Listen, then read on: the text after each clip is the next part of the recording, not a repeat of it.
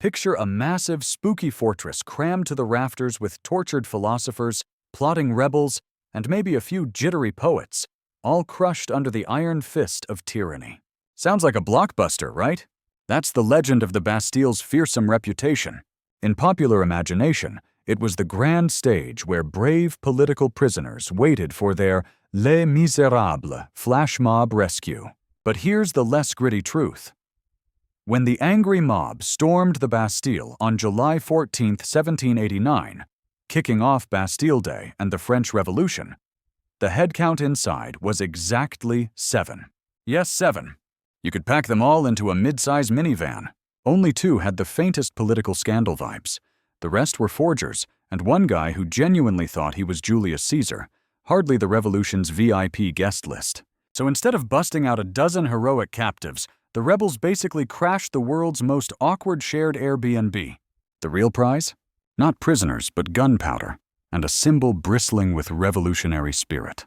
Alongside events like the Bastille's storming, stories about figures such as Marie Antoinette, including the infamous phrase, "Let them eat cake," shaped public perception. Was Marie Antoinette a heartless cake queen, or simply a royally misunderstood monarch? Legend has it she flippantly tossed out, "Let them eat cake," over her morning coffee, utterly unfazed by grumbling stomachs beneath her towering bouffant. If only Instagram had existed, we'd have witnessed the scandal rise like a spiteful soufflé. But let's cut through the fluff. The archives come up empty. Not a single scrap proves Marie ever uttered that infamous phrase. In fact, it was Jean-Jacques Rousseau who mentioned some unnamed royal suggesting qu'il mange de la brioche, a fancier, richer bread, when Marie was still a twinkle in the Habsburg eye. Maybe "let them eat artisanal brunch pastry" just didn't spark the revolutionary fire. This sticky slogan latched onto Antoinette, turning her into the poster queen of aristocratic obliviousness. The reality? The only thing thinner than peasants' bread supply was Marie's chance of ever saying it. So no, she wasn't history's cake-flinging villain, just the unfortunate star of some seriously bad 18th century PR. Now let's see how reputations crumble faster than a day-old brioche. These tales fueled the narrative of a deep divide between the oppressed peasants and the wealthy noble class. Picture the French Revolution as one colossal food fight. Peasants flinging baguettes at powdered wig nobles, croissants soaring like rebellious frisbees. The classic scene is irresistible, a ragtag mob, pitchforks and torches in hand, storming Versailles for a slice of royal cake. Myth. This was simply the poor versus the rich, a no-holds-barred brawl between rumbling stomachs and bulging purses. If only it were that tidy. The revolution was less peasant rugby scrum and more all-star relay race.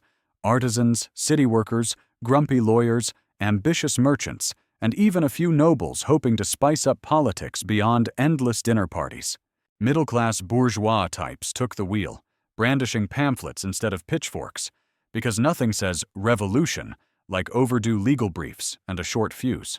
Meanwhile, some nobles threw their hats in the ring, gambling their cachet could outwit the guillotine.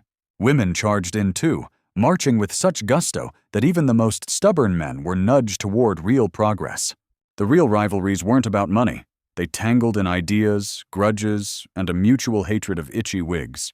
Because if everyone had truly agreed, the whole shebang would have wrapped up in a weekend. Tops. This mounting tension eventually escalated into the violent reign of terror, starting soon after 1789. If you think French revolutions run with the precise timing of a guillotine blade, think again. Despite disaster movie lore, the reign of terror didn't spring full throttle from the Bastille's fiery ruins in 1789, like a bloodthirsty jack-in-the-box. Nope. While many imagine the guillotine going into instant overtime, the real head-chopping frenzy didn't kick off until 1793, a leisurely 4 years after that famous jailbreak. In those early years, France was less off with their heads and more, what exactly are all these committees for? Instead of mass executions, there were fiery debates about constitutional monarchy, a revolving door of national assemblies, and fierce battles over who earned the snazziest revolutionary sash. The only violence involved was a duel of pamphleteers, not executioners. It wasn't until Robespierre and the Committee of Public Safety unleashed radical measures that the public squares got truly slippery. So next time you think of the Bastille, remember, The only thing that started immediately in 1789 was an awkward chorus of new national anthems. The terror was still backstage, patiently sharpening its blade. Central to this period of bloodshed was the use of the guillotine, a device often attributed to Dr. Guillotin. When you hear the name Dr. Guillotin, you might picture a gleeful man sharpening blades while humming the French anthem, because who else but a cackling mad scientist invents a device forever linked to swift public beheadings? The popular tale credits Dr. Joseph Ignace Guillotin with masterminding this slicing spectacle. But here's the twist. Dr. Guillotin wasn't obsessed with making heads roll. He was simply campaigning for more humane execution methods, arguably to save on laundry bills. Decapitation machines weren't a new French fad either. Similar contraptions were chopping necks across Renaissance Europe long before France stole the spotlight. The real mastermind was Dr. Antoine Louis, who crafted the first French model. But let's be honest, Louisette just didn't have the same ring for Parisian branding. Society's priorities are crystal clear when you're immortalized for streamlining executions, not curing diseases. Ironically, Dr. Guillotin hated capital punishment and even managed to keep his own head, never experiencing his infamous namesake from the business end. Now that's what you call dodging your legacy with style. Amidst these developments, many believed the monarchy was swiftly overthrown overnight in 1789. Heads rolled, but not as fast as your history teacher claimed. If toppling a monarchy were instant, the French would have invented the world's first political espresso machine. Quick, hot, and with a lingering revolutionary aftertaste. Legend says the French monarchy vanished the moment Bastile's doors flew open in July 1789. In reality, Louis XVI and his powdered posse sipped nervously on court-approved hot chocolate for years after. Post-1789, the National Assembly didn't slam the door on the monarchy. They rebooted France with a shiny new constitutional model in 1791. The king kept his crown, just fewer menu options. Louis XII's infamous flight to Varennes was less James Bond, more pajama-clad road trip gone spectacularly wrong. France didn't finally swipe left on the monarchy until September 1792, after enough chaos to fill several seasons of political drama. Turns out, you can't uninstall a monarchy with a single angry mob click. Plot twists are mandatory. Key to this downfall was the perception that all of France despised Marie Antoinette from the very beginning. Picture an entire country collectively raising an eyebrow at a teenage queen, Marie Antoinette's grand entrance into France. The popular myth? She was instantly despised, with society muttering, "Who invited this Austrian to our party?" Picture-snide remarks ricocheting like rogue brioches. She was the frivolous foreigner, too flashy for French taste buds. Reality, however, was less storm the palace and more snap a selfie with the new royal. Parisian crowds cheered, craning necks for a glimpse, far more starstruck than scandalized. Nobles, ever fond of a tasteful grumble, especially when it's Austrian-flavored, eyed her with suspicion. But the everyday Parisians? Mostly curious, not catty. Contrary to legend, her welcome parade featured more pastries than pitchforks. Of course, time and relentless tabloid drama soured the mood. Economic woes, press attacks, and those infamous misquotes did their damage. "Not my queen" would have trended among courtiers, not the crowd. Early on, Marie was less scapegoat, more celebrity influencer, balancing adoration with skepticism long before notoriety stole the spotlight. And speaking of pastries, well, that's a whole other story. However, despite her notoriety, it is often thought that women played no part in initiating the revolution. If you think the American Revolution was a boys-only bash, it's time to RSVP the guest list. History forgot to mention the daughters of doing all the actual work, but maybe they should have gotten billing. The myth: while men stormed around dumping tea and delivering fiery speeches, women were home quietly stitching liberty or death onto dainty handkerchiefs. Reality? Women like Abigail Adams, Mercy Otis Warren, and Sybil Ludington didn't just serve tea, they brewed up the real strategy. Congress got sassier correspondence than any modern-day customer service inbox, and British goods were boycotted so fiercely, homespun became the era's haute couture. No taxation without representation, they said, but apparently only for men. Women ran farms, managed businesses, and even operated spy rings.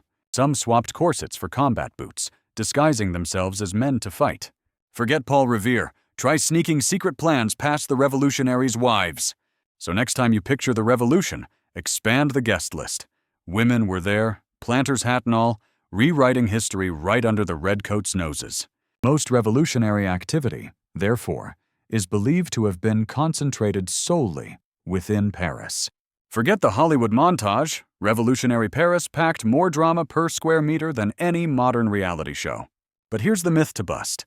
Paris isn't the sole star in the saga of liberty, equality, and fraternity duking it out. Sure, the guillotine cast a long, sharp shadow, but for your average Parisian, landing tomorrow's loaf was a bigger cliffhanger than losing their head. Yes, Paris flaunted its storming of the Bastille and fiery debates in the National Assembly, but the revolution's electric charge crackled far beyond smoky cafes. In fact, the provinces brewed their own righteous ruckus. Villages staged uprisings, hammering out France's fate with just as much gusto as any powdered wig philosopher on the Rue Saint-Honoré. So let's not hog all the credit to Paris. It was the main stage, no doubt, but the real fireworks of 1789 had plenty of dazzling opening acts in the sticks. To catch the full show, we've got to look past the grand boulevards and sneak backstage into the rowdy French countryside. This focus in the capital contributed to the notion that the revolution was pure chaos without any real strategy. Imagine a revolution fueled more by blindfolded adrenaline and dumb luck than by masterful scheming.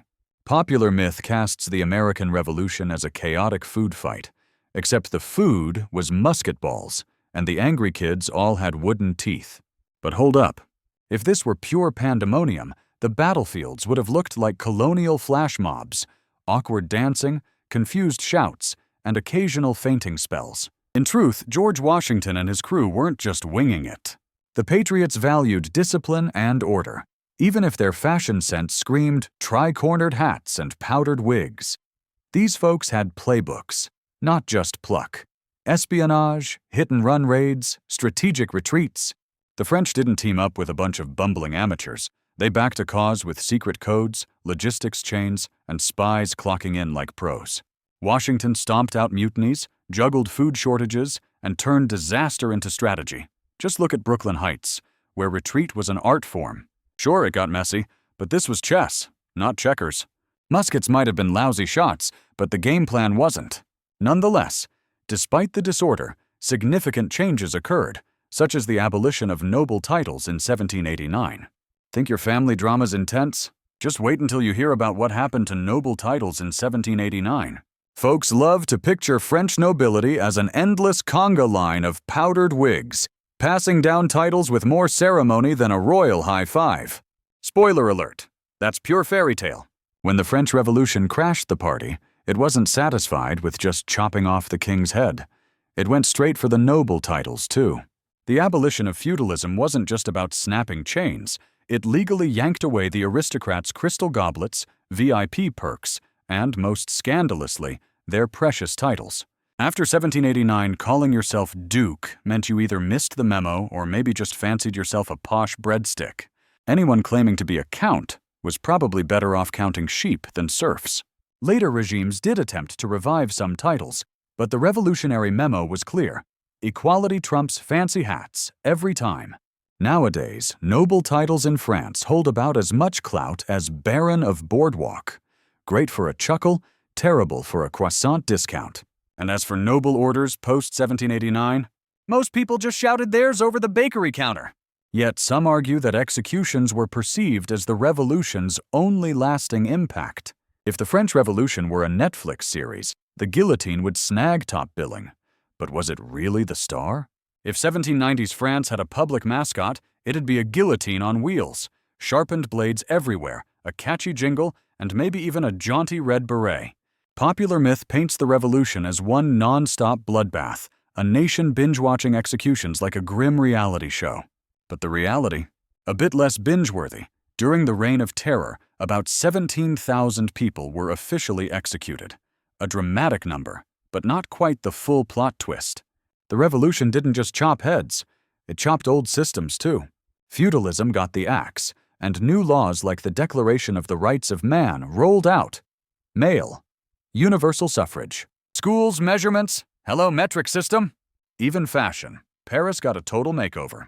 If the revolution had just been about executions, we'd call it France's Got Talons, not a revolution.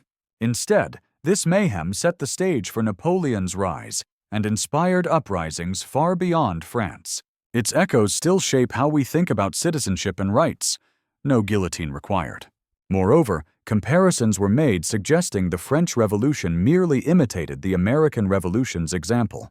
Did the French Revolution merely plagiarize the American Revolution, or did they sprinkle in their own spicy je ne sais quoi? Some picture France's grand upheaval as an over-enthusiastic 18th century cosplay, tri-corner hats swapped for powdered wigs, and liberty pronounced with a distinctly more je ne sais quoi. But let's put down our revolutionary hashtags for a moment. French frustration had been simmering long before Boston tossed any tea, fueled by empty bread baskets and expanding tax collectors' ledgers. Sure, Voltaire and Rousseau inspired both Americans and Parisians, but Enlightenment ideas weren't exactly available via colonial mail order. The French Declaration of the Rights of Man might look like America's cousin, but France added liberty, equality, fraternity, and a generous garnish of dramatic guillotining. While the Americans dumped tea, the French dumped entire monarchies and heads. The revolutionaries borrowed ideas, but France's recipe included more bread riots, fewer musket drills, and an unmistakable flair for the theatrical. Vive la différence! Contrary to popular belief, not all commoners supported the revolution immediately or wholeheartedly. Picture peasants leaping from hay bales, fists pumping, ready to storm the Bastille. Hardly the dreary camaraderie of your average Monday morning meeting. Here's the glittering myth. Every commoner grabbed a pitchfork and cheered the revolution from day one, united in patriotic zeal and powdered wig daydreams. The reality? The so-called people were a motley crew of opinions, mostly cautious, questioning, or just downright grumpy about that morning's bread prices. Rural folk especially lagged behind their city cousins, the type who'd grumble about taxes rather than draft a new constitution. Not every peasant craved radical change. Some preferred their slice of stale status quo. The fiery revolutionaries had to hustle, winning converts with impassioned pamphlets and democratic debates, sometimes swapping debate for guillotine when votes ran dry. If every commoner had loved the revolution, the guillotine might have enjoyed a well-earned sabbatical, and peasants could have dedicated themselves to more pressing matters, like existential baguette crises. Vive la Révolution! Unless, of course, they're hiking the egg prices again. In addition, the Catholic Church is thought to have remained largely untouched throughout 1789. Picture the Catholic Church in 1789 as spiritual Wi-Fi, still connecting souls everywhere, but with customer service stuck buffering since the Middle Ages. Popular legend casts it as a medieval monolith, preserved in holy aspic, chanting the same hymns while Europe lit up with revolutionary fireworks. But in reality, in tech terms, the Church's operating system had gotten some serious upgrades. Sure, a few medieval apps still ran in the background, but at least the ringtone wasn't Gregorian chant anymore. Far from being stuck in a dusty time capsule, the Church had wrestled with Enlightenment rationalism. Some clergy eagerly downloaded new scientific discoveries, while others opted for the old-school exorcism troubleshooting. Its role evolved too, shifting from feudal landlord to spiritual administrator, even if those real estate holdings were still nothing to sneeze at. Religious orders were reformed, some shut down. Clergy training got a serious reboot, and lay groups multiplied like rosaries in a confessional.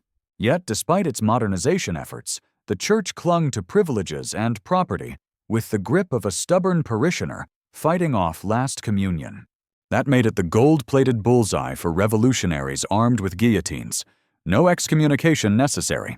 Ultimately, many believe that the upheaval of 1789 resulted in very little change in the day-to-day lives of ordinary people. Did the French Revolution upend France, or just shuffle the furniture, swapping thrones for guillotines and calling it a day? Popular legend crowned 1789 as Day One. Peasants shrug off chains, feast on free cake, and pirouette into a liberated utopia. Reality check? Most rural folks simply returned to their wheat fields, planting crops, not revolutionary manifestos. Sure, Sure, taxes got flashy new titles, and the local bureaucrat sported a stylish tricolor sash, but he still showed up, clipboard in hand, to claim his due. Social customs, Grand Mare's Catholic rituals, and the village's hot gossip remained rock solid while the real chaos brewed far away in Paris. For everyday folk, liberty and equality weren't measured by lofty ideals, but by rain, harvests, and, crucially, who had the best camembert. In history's grand lottery, most villagers won a shiny new flag and not much else. Revolution, same crusty bread, just with fewer royal crumbs. Liberté, égalité, fraternité, yet still no Wi-Fi or better plumbing.